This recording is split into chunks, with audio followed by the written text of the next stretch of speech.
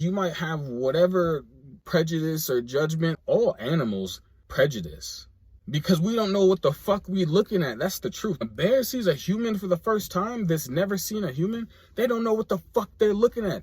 An unnatural person sees a natural person and they're like, what is that? It's like the bear looking at a human for the first time. It's like you don't know what the fuck you're looking at, but you're also being influenced in what it is that you should believe you're looking at. Instead of using these things as though like we could define what the fuck they're for, right? As though we created ourselves, so we know what these are for. We studied ourselves, we know what these, but it's like we don't know what they're for. So it's like when you live in the natural world, you use everything. You can't just rely on your eyes. You have to rely on your feeling.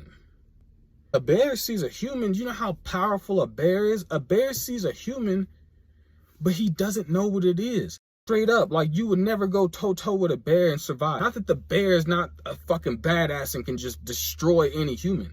It's that he doesn't know what a human is. So he doesn't know what the human's gonna do. And so he has to determine based off of his instinct if he can actually battle this human or not.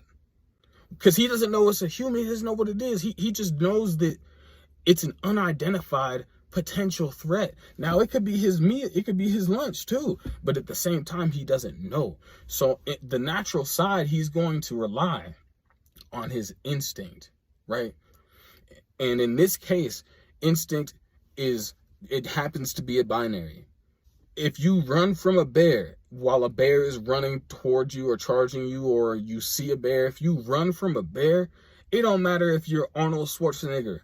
He feels this animal knows that he's not capable of defending himself from an attack from me. That's all the bear thinks. So as soon as you run, as soon as you freak out, he owns you. But when you stand your ground on a bear, the bear is like, damn, he's standing his ground like, he not going nowhere. I know I'm bad. But this motherfucker not moving. This motherfucker look like he might do some damage to me. The bear don't know.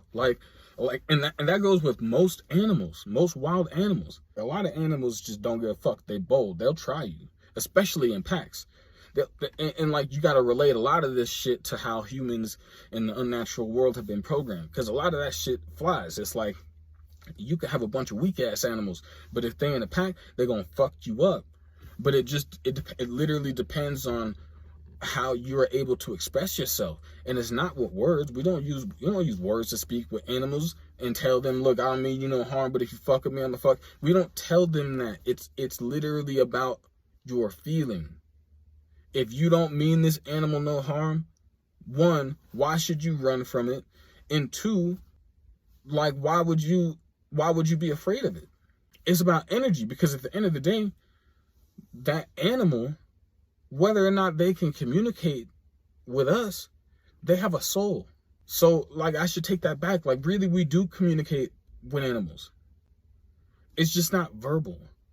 And so because it's not verbal, you have to understand that 99% of communication is not verbal. Verbal communication is the lowest form of communication.